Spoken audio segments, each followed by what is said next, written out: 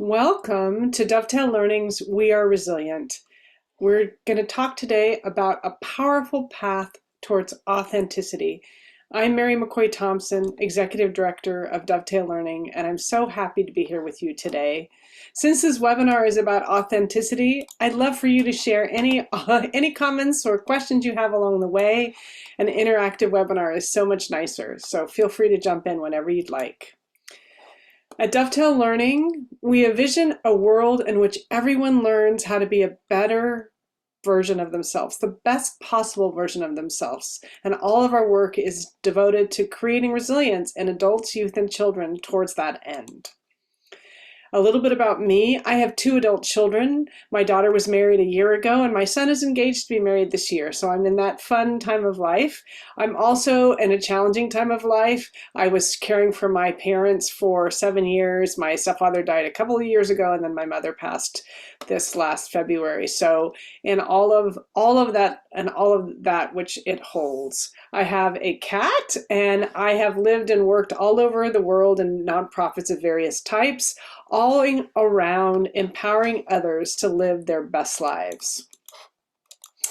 And our agenda today is on what is authenticity? What is it about, and how can resilience help me to be more authentic in my life?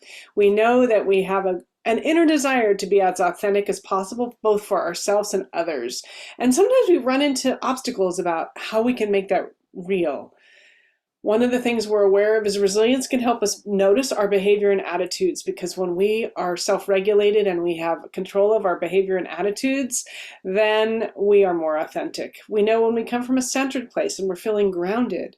We know that when we lean into our values, we're more authentic. And we know that when we have capacity to really develop emotional intimacy, we're more authentic. So all these things are very important on our path towards authenticity, and we'll be talking about them today. As I said, what is authenticity? Let's start with the definition to start with. It really just means your values, ideals, and your actions align. They're all in accord with who you want to be, that best possible version of ourselves that we were talking about.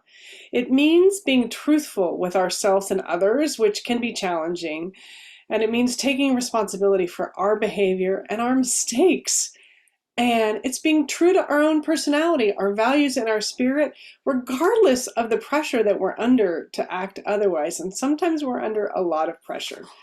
When we're being authentic, we can feel it on our soul, and we have people respond to us in a way that shows us that we know we're being authentic. Authentically, what does it feel like? It feels calming. We know how to connect better. We adapt better. We're promoting our own well-being. We feel safe. We're living our best life. We can empathize with others. We can listen more deeply. We handle the issues that as we struggle. We can be compassionate with others as we run across them. Helps us connect. We can create paths for change, both for ourselves and the world and the people that we care about. Authenticity feels fabulous, which is why most of us are trying to live in a more authentic way. So how can resilience create this powerful path towards authenticity? Resilience helps us notice our behavior and attitudes, right? So we can have the behavior and attitudes that we want. Helps us become more centered. It helps us stay aligned with our values, and it helps us create emotional intimacy with others. That's why we promote resilience as this strong driver that creates this beautiful path towards intimacy, the one that we want. Resilience is the awareness, mindsets, and skills to create that better version of ourselves and contribute to our family, our school, workplace, our community, and our world. How do we create this path towards authenticity? Well, the first thing we need to realize is that we have to start within ourselves. What does that look like? As we talked about, we're going to start by noticing our attitudes and our behavior, and are they what we really want for ourselves? Sometimes things happen to us. We'll get a stress trigger reaction. Somebody says something, maybe somebody emails us something, texts us something, somebody walks in our door, and we feel really out of alignment. Our protective patterns might emerge, and we have this peak reaction, and we feel really depleted afterwards. We kind of lose our cool. That's what our stress trigger reaction happens. And when this is happening, we're not at our most authentic self unless we're talking about it and sharing about it. So let's pay attention to what this looks like. That involves looking at our reactive resilience, how we react to the world. So our protective patterns emerge when we feel unsafe. They emerge when we feel a little bit vulnerable. They emerge when we feel socially, mentally, economically unavailable. Think about for a second, how do you react to stressors, right? Are you at your most authentic self when we get that call? Oh, there's bad news. Maybe there's some layoffs, or maybe bad news, maybe there's some health issue. Talked to yesterday as someone whose parent was being rushed to the ER. Oh my gosh, that's something we feel unsafe. How can we be authentic in those moments, right? When we have a health crisis or we have an economic crisis, right? Often we resort to our reactive resilience, which can be helpful, but maybe not. So it's important to pay attention and learn how to notice our reactive resilience. We might be distrusting. I don't trust the news that I've gotten. I don't trust who's telling me it, so maybe I'm worried about myself. I don't trust how I'm going to act in this situation. Maybe we move into hypervigilance. What's going to happen? What's going to happen next? What do I have to do? Maybe we move into hyper caretaking. How are we going to care for others? Maybe we move into avoiding or defending or attacking. All of these things we move into. As I said, distrusting. Let's use the case example of someone who gets a call that their parent's being rushed to the ER. We move into distrusting. That can feel like, I don't trust the news. What's going to happen here? Maybe the doctor's not going to do what they need to. Maybe the ambulance driver's not going to do. And we doubt those people and what they're telling us. Or maybe we doubt ourselves. I don't think I can handle this. I don't know if I should go. What am I supposed to do? I have no idea how to act in the emergency room. Maybe we move into hypervigilant. What's going to happen next? We look up all the symptoms. We check out the ER. Is that a good hospital? What's the doctor going to do? Maybe we're on constant high alert in that situation. Or maybe we're hyper caretaking. Nobody else has to come. Tell the rest of the family members, I'm going to handle it. Nobody else has to be involved. I will be with my parent in the emergency room. I'm going to prioritize others at the expense of myself, right? Or maybe we avoid. I'm not going to answer that call. I've heard that my parent's in the emergency room. I have too much work. I'm sorry I can't come. You just handle it, right? So maybe that's what we do. Or maybe we defend. Do you think that I wasn't going to go? Of course I was going to go. I was going to go help our parent in the emergency room. We act like others are constantly judging or criticizing us. Or maybe we start attacking. How could you think it wasn't my fault? What's going on here? And we go into the ER. Doctor, do you know what you're doing? My mother's not getting her best care, or my father needs this. And we're quick to be on the offensive. All those things can happen. And when they do, we're not at our most creative self. Sorry about that. I don't know what happened there. Okay, let's skip to this. Okay. Instead, sorry about that. Here we go. So any of those things can happen, and they can all take us out of our most authentic self, right? But being able to notice it and say, oh, I'm attacking the doctor. And then we can go and apologize to the doctor. Or, oh, I've been avoiding those phone calls, and we might need to say to our sibling, I'm sorry I've been avoiding my phone calls. I felt like I couldn't handle it, but maybe I can. Or maybe we move into hyper caretaking. We notice, wow, I'm taking on more than is really helpful for me or other people. Maybe I should call my sibling to relieve me when I'm in the ER. Maybe hypervigilant. Okay, I've learned what I can, and now I'm going to do some trusting. That's moving out of distrusting and say, okay, I'm going to trust that the doctors are doing the best that they can in those kind of situations. That's just an example. I just took one example of how our protective patterns might act and how they might feel in that situation. And when they do, what can happen with us, right? So understanding that and being able to notice our protective patterns when they're emerging can help us be more authentic, because then we can say, oh, that's helpful or not, and then we can share what's going on with us with others. And that's when we're being authentic. Oh, this is what I'm acting like, and I apologize. So our other sets of patterns that can help us hurt us and limit us when we're trying to be authentic is our cultural patterns. And that's how we view the world, right? And that's if we see something should be, how things should be. That's the messages that we get. And they're messages that we get for our families, our community, our religious traditions, our socioeconomic status, the construct of disability, political affiliation, ethnicity or language, the racial construct, gender identity, or sexual orientation. All of these things make up our identity. All of these things form our cultural patterns, and they're all unique to us. It's easy to go through the world and think that our worldview, how we view the world, is the same way that other people view the world. And the truth is, it's not. They're unique to us. These cultural patterns are messages about how to act or not act. There are beliefs and attitudes and behavior in a situation. So let's continue with our parent has been taken to the ER scenario. And we might have a message about how we should act. Maybe we've been told by our parents, don't ever go to the hospital. If you go to the hospital, you're going to die for sure. I say that because really my father-in-law kind of had that perspective a little bit. And that's not a really healthy perspective, but it was how he was raised to believe, and it probably was true for him in his situation. So that was a message that he got about how to act. And so maybe people in that situation, maybe I have a sibling who's not going to act because they've absorbed that message about they're not going to go to the hospital, right? Another example would be somebody who got the message, the doctors know everything. I'm just going to sit here and the doctors will take care of it and I don't have to do it. It's just another cultural pattern. One is not right or wrong. It explains, though, why people behave in the way that they do.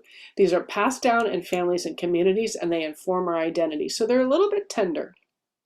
But when we're authentic, we notice, oh, the reason I'm not going to the hospital is because I have this belief about what will happen. And then we can share that and talk about it. So noticing, as you notice, is a really important part of being authentic. As we talked about, cultural patterns are helpful. They give us our core values, they provide shortcuts to understand and navigate the world, and they help us feel like we belong to a group of people with whom we feel safe, right? Very important. Those are things all of us need to thrive. They also harm us. They prevent us from seeing others' truth. Our judgments limit our ability to engage with others. All of those things can block our ability to be the best people we need. Ultimately, we want cultural resilience, our ability to acknowledge and understand, oh, this is my belief, this is my value and norm as social practice. Can you tell me more about yours? Can you tell me more about why you found it difficult to be in the emergency room? Can you tell me more about why you talked to the doctor in that way? Understanding the multiplicity of experience of others and understanding that people have a different cultural pattern about how they should or shouldn't act. When we move into cultural resilience, we enhance our authenticity. And that involves being able to notice our cultural patterns and often noticing our protective patterns as well. Strong cultural resilience limits the perpetuation of bias, discrimination, and racism. So noticing our attitudes and behavior means noticing our protective and cultural patterns, and it's our first step towards this powerful path towards authenticity. The second thing that we advise us that can help us on this path towards a powerful path towards authenticity is just to become more centered. So we spend less time on that graph going up and more time kind of in a lower level, right? And how do we do that? How do we strengthen our personal resilience so we can create the world we want and become the authentic people that we want? That's when we use our centering skills. We have listed 6 centering skills. All of these centering skills can help us. The first one is noticing myself, and we're going to talk about that in a minute. Also, just breathing mindfully, taking deep breaths and feeling it in our body, we can help ground us in any time, in any situation. Sometimes that involves letting go. So back to the example we used at the beginning about our parent in the emergency room, we might have to let go of our expectations that our parent was going to be healthy and strong and move into now we're in a different reality. Maybe it's finding gratitude. I'm going to feel grateful for what's happening right now, that I can still talk to my parent and I can still have a fun with her interaction even if she's in the emergency room. Or maybe it's positive reframing. Thank goodness the ambulance was able to come when it did and we were able to move into that situation. And maybe it's nurturing myself. I'm going to step outside the emergency room and get a cup of coffee for myself. Those are all examples of how we could use our centering skills to be more grounded and then be more authentic with the people around us. To give another example, let's come up with another scenario in which people are feeling out of whack and having trouble being authentic. Maybe we're in a group at work which we don't feel safe with. So just noticing, oh, I feel a little bit unsafe in this group, and that's probably why I'm not offering my contribution.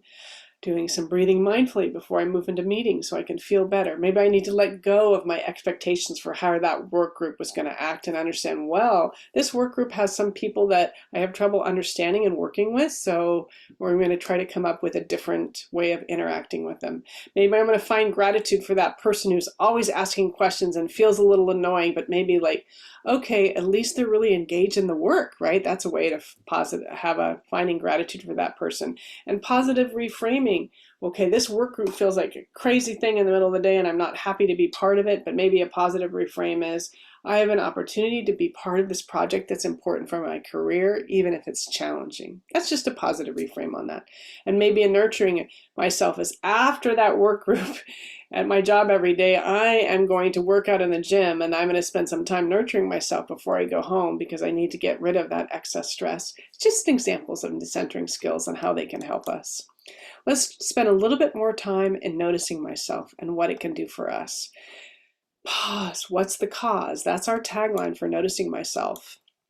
If we're curious about that, that's what am I noticing, sensing, and feeling in it deep inside? What's really happening? So let's use that work group example. That work group filled with people that I don't necessarily get along with in my job. And maybe I'm sensing tension in my shoulders. Maybe I'm sensing and feeling, oh, maybe that person, will call him Sam, that I don't really get along with, right? My emotions, feelings that I feel when I'm in the middle of that group, it's a little bit tense, right? Thoughts, the words I say to myself, maybe I was saying, oh, I'm kind of cranky on this and I don't want to be here.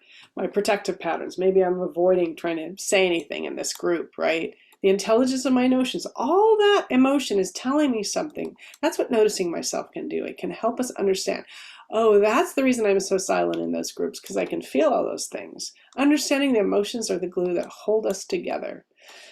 This is just a funny little picture today I'm feeling, right? To notice, which of these am I feeling at this particular moment? Take a moment. Are you feeling happy, or maybe more like the bees are out to get us? The work group example probably feels a little bit more like those bees, like, oh, I don't want to be in this group with these people, but I have to for various reasons. Noticing my emotions can involve looking at the emotions more granular than we maybe used to. Maybe we're in that group and we're like, I am angry, but maybe we're not actually angry. Maybe we're just feeling stressed, or maybe we're feeling tense, or maybe overwhelmed. Those are all very different than angry, right? So understanding that emotion, being able to dive into it like, oh no, this work group is overwhelming me because I have so many other things on my plate, or because the leader is doing all this talking about what we need to do and we're not getting any of it done. That's a good example. So feeling all of that, like, okay, if that's actually my emotion, what do I need to do here? All the emotions on the left in this chart are narrow emotions that help us think. Once we understand we feel that way, I feel overwhelmed. Then it's like, okay, why? Pause. What's the cause? The cause is that the leader is telling us too many things that we need to do and not giving us time to do it. And then I have some action I can do there, right? So when I notice my emotion, then we can go into it and figure it out a little better. The notions on the right are broad emotions. They're helpful. They're what we want, but they also just give us emotion, right? Give us information. And for example, if that leader is able to change the way the leader's acting in the group and maybe not tell us everything we're supposed to do and helps lead us through a concrete process for actual success, maybe we're going to move to amazed or just feeling a little hopeful, right? So understanding that it's generative, it's more positive, feels good, but also, we're not going to spend all of our time in that as we move through life. Understanding the value of information from both sides of this graph can be super helpful. Emotions are just signals. They're things that our body are telling us, and the more we can understand the intelligence of what our bodies are telling us, what our emotions are telling us, the more we can be authentic and act in the ways that we want. When we're angry, understanding an important boundary or value has been violated, for example. As I was discussing, frustrated in that meaning means we don't like the way things have been working. Maybe we need to either alter our expectations. Okay, I don't have any options in this work group and I'm going to just have to sit back. Or maybe change what I'm doing and have a conversation with the leader about how I think things could be different. Those are our two options from that type of emotion, right? When we have micro practices about how to notice ourselves, it can be really helpful. So practice making space for this work group meeting, just like before I go into the work group. How am I feeling today about it, right? Or practice making space in the shower or the bathroom. Maybe when we're waiting in line or stoplights, making coffee. Anytime we have an attitude or feeling off or feeling our protective pattern, maybe even giving ourselves a compliment, think, pause. What's the cause? It can be super helpful in building our authenticity. And that's the way we become more centered. We use centering skills such as noticing myself or any of the other 6 that we loaded. This whole webinar is just a taste of the We Are Resilient approach. There's many more options on our website for learning more about the We Are Resilient approach. Another option is, how do we stay aligned with our values? That's really important, being authentic. And we talk about the resilient mindsets of curiosity, choice, and courage. Curiosity is, how am I being? What don't I know? So if I talk about the work group, how am I being in that situation? Am I being really helpful? What don't I know? What don't I know about what the leader is supposed to do, what our task is, what other people are experiencing?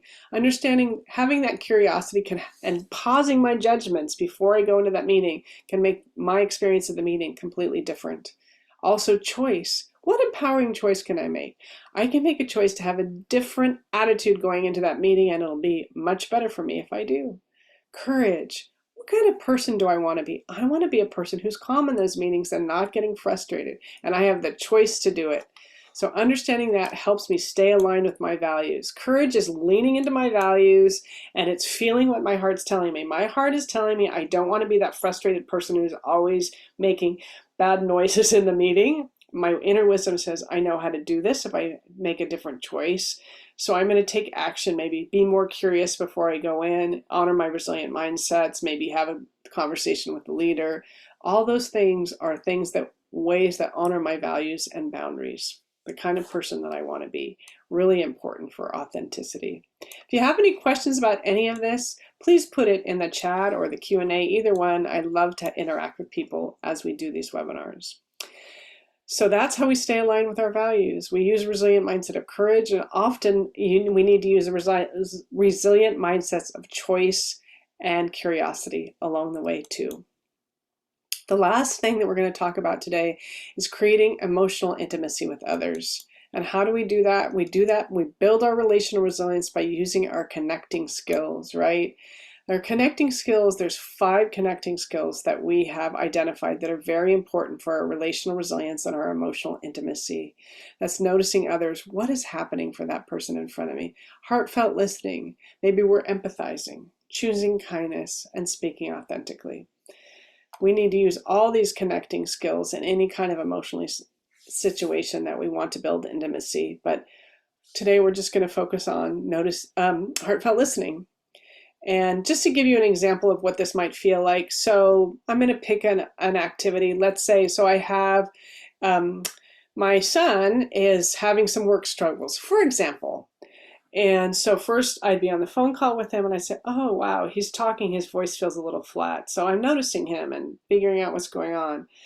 Maybe I ask him a question. Can you tell me what's happening with your life? Or tell me what's going on with you. And he starts talking and he starts sharing a work issue, maybe a work problem.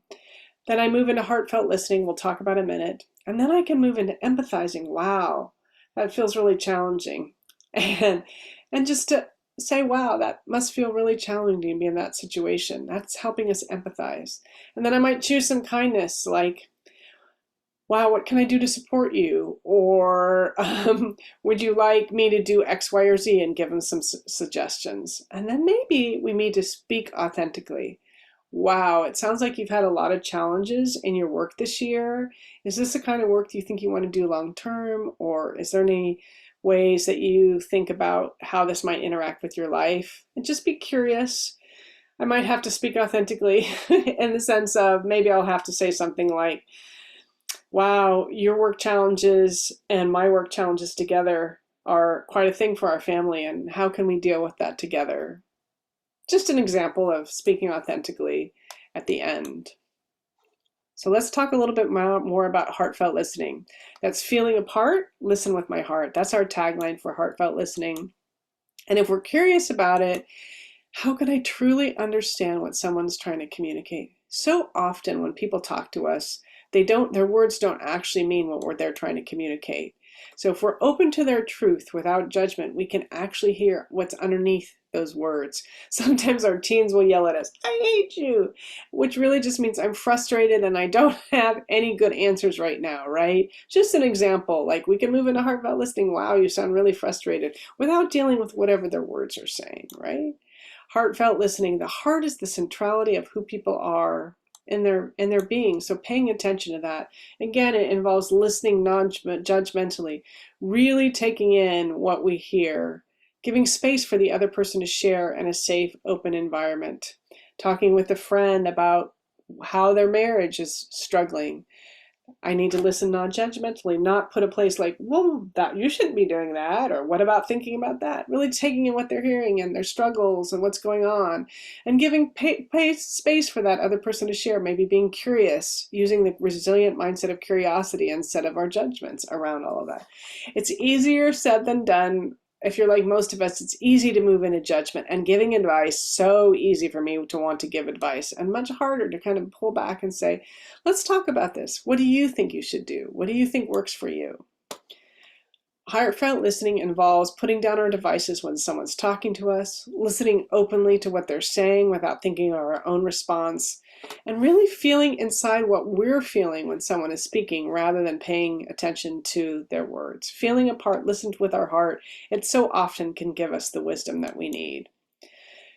So we want to create emotional intimacy with others, and that's using the heartfelt skill, the connecting skills such as heartfelt listening. So resilience, creating a powerful path towards authenticity, involves noticing our behavior and attitudes, becoming more centered, staying aligned with our values, and creating emotional intimacy with others. Again, if you have any questions about this or comments, I'd love to hear them in the Q&A. Understand that we have a lot more research-based skills available on all of these topics at dovetaillearning.org. So many resources to download. We encourage you to do that. The whole We Are Resilient approach involves the three mindsets that we talked about: curiosity, choice, and courage. It involves the two types of patterns that we talked about. Protective patterns give us reactive resilience, how we react to the world. Our cultural patterns give us our cultural resilience, that's how we view the world. And then we have three types of skill sets: centering skills that give us our personal resilience, connecting skills that build our relational resilience and that emotional intimacy that we're talking about, and collaborating skills give us our group resilience. All of these things help us create the world we want. I want to share with you a book that we're very excited. We've just finished our book on this topic, The Heart of Resilience, that's nurturing your inner strength for a joyful life.